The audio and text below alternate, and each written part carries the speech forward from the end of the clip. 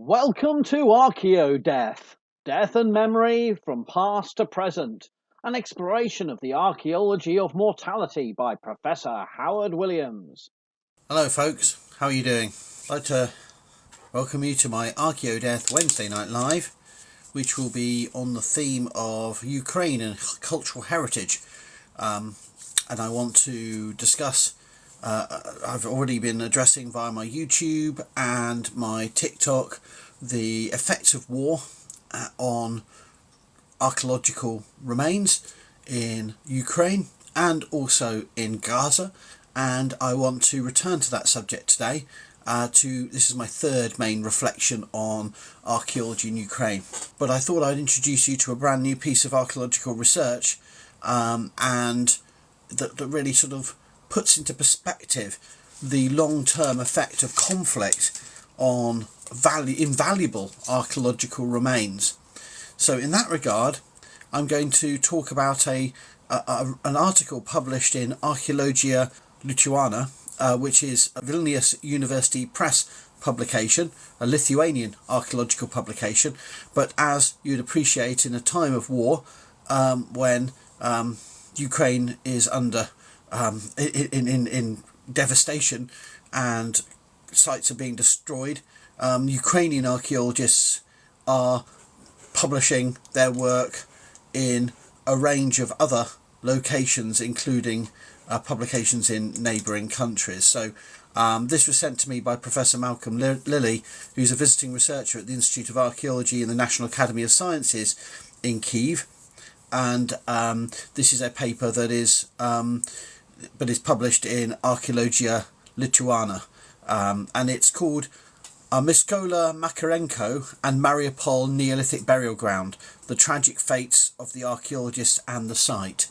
So what this is a review by Nataliia Mykhailova of the Institute of Archaeology at the National Academy of Sciences in Kyiv, of a really important Neolithic burial ground in Mariupol, and the relationship of its excavation to the fate of its excavator, and then the fate of the finds, right? So it's a very simple story, but I thought I'd take you through the story because I think it shines a light, as I said, on how multiple conflicts impact on important archaeological sites, which not only are important for the heritage of the people of Ukraine, but also for the deep time story of Europe and Eurasia more broadly, and its peoples and its cultures going back to the Mesolithic and the Neolithic. And Nataliia takes us on a little journey, really, in this article. First of all, she introduces that Mariupol's Neolithic cemetery is one of those prominent burial complexes in Ukraine and Eastern Europe, and it was excavated in short order in difficult circumstances by Mykola Marenko in 1930, and then published rapidly in 1933. So this is Mykola Marenko, and this site was found on the Mariupol, on the seashore of the Azov Sea, in the Donetsk region of Ukraine. So a region that's now renowned and familiar words in Western news media, perhaps a little obscure 20, 30 years ago. And it was excavated ahead of a blast furnace being constructed by the mouth of the river, at the delta of the small Kamlius River. And the discovery was by a local a labourer and amateur archaeologist, and as usual it's an archaeological find that relied on the enthusiasm and interest of a local archaeologist who reported the finds. And the construction of the blast furnace was halted briefly because he informed the local history museum staff about his discovery, and then the famous archaeologist Mykola Marenko was invited to examine the find. So it was like this is the way it works. It trickle up. The local person does the report to the local museum, and then the big guns come in, and then it explains how the site was discovered, ahead of development, as sites discoveries happen so often today.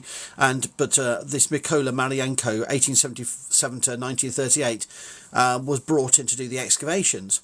Then the the report explains who Marenko was. So Marenko was an outstanding Ukrainian archaeologist who rose to be in the director of the Museum of Arts of the Ukrainian Academy of Sciences from 1920 to 1925. And he, in that position, though, he ran into conflict with the Russian authorities, the Soviet authorities. So the first time he was arrested for the first time in 1924, and then again he was arrested for writing vociferously to Stalin and others to defend the destruction plans of the Soviet authorities to reconstruct Kyiv city centre and destroy the medieval church of St Michael's and St Sophia's monastery. This is St Michael's Monastery, which was destroyed in 1937 as part of the plan, completely eradicated as part of the plan.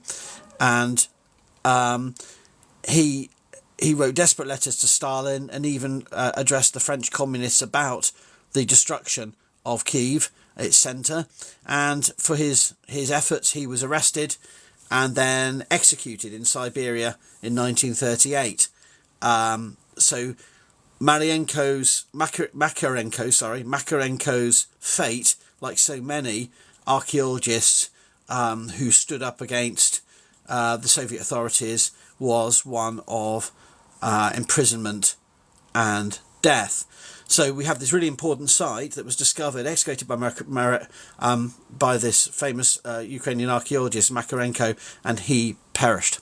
Now the excavations are a really interesting one. They were done in difficult circumstances, but they were a really unique archaeological site. This is the conditions of the excavations. You can see the human skeleton being excavated here in 1930, and the burials are really amazing. So it's a really important site. Here's the site plan. Obviously a crude area excavated, hardly modern conditions and quality, but a substantial number of skeletons uncovered, over 100 in question.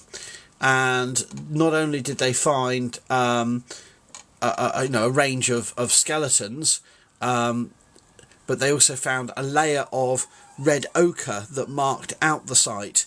And so they found 124 graves in total, and all extended, either east-west or orientated, with heads to the west or heads to the east. And it was thought that heads to the west were the females, by guessing for the fact they had very few grave goods and were often accompanied by children, and the richer graves with flint blades, which he assumed, special flint assemblages, blades, bone spears and flint inserts, had their heads to the east. Now, those gender associations could be doubted and critiqued.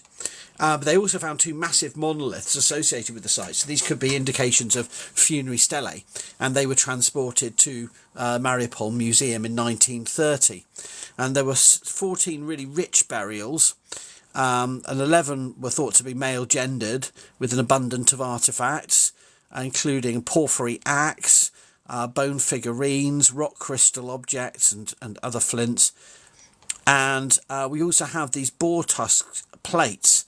Now, this is an infant burial with a range of grave goods, including beads. We have this is an animal figurine, and here's one of the female burials with these plates. These are made from fragments of boar tusks, and you can see them in the grave. These are obviously parts of ornamentation worn on the body. So these elaborate grave costumes were found. Personal ornaments were thought, according to Natalia's paper, semantically identified important body parts indicating the clan or the origin, the age or the biological stage of life of the deceased person. So the grave goods may represent particular identities in death. And here's some of the bone beads and the plates made of boar tusks found. So a really amazing site. So we have the archaeologists who dug it perished in Stalin's regime, and then the site itself had a dismal fate because the excavated remains were damaged in the Second World War, and a lot of the anthropological material, by which I think means the physical remains, the human remains, were destroyed in the Second World War. But then the museum was hit in April 2022 by the Russian attack on Mariupol, and much of the exhibits, including the plates with decorations and the 2 monoliths with skeletons, were destroyed by fire.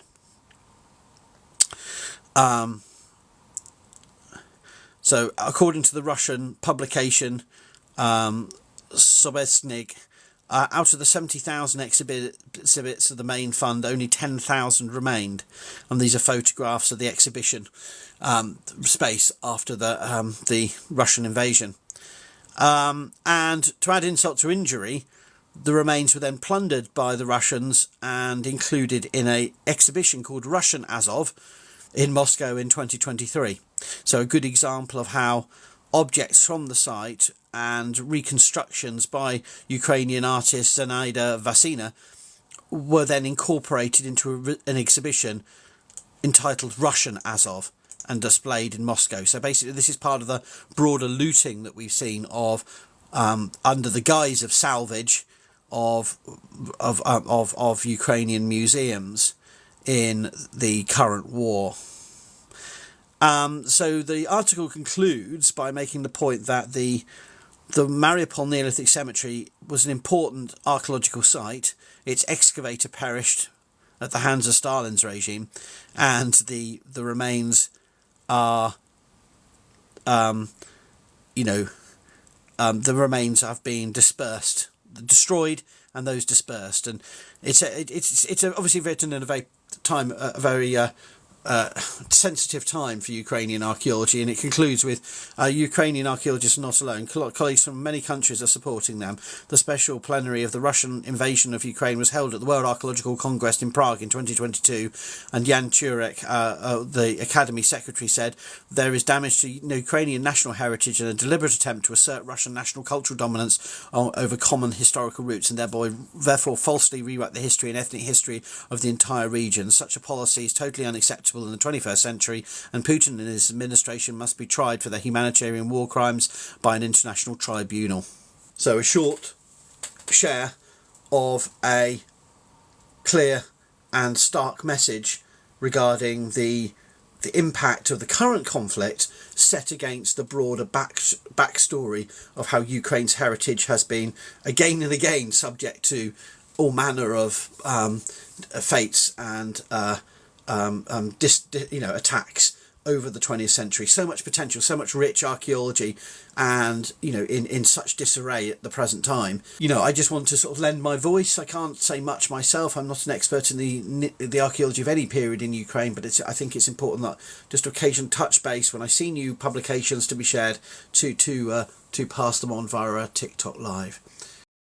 If you've enjoyed this Archaeo Death video, why not check out the Archaeo Death blog at howardwilliamsblog.wordpress.com.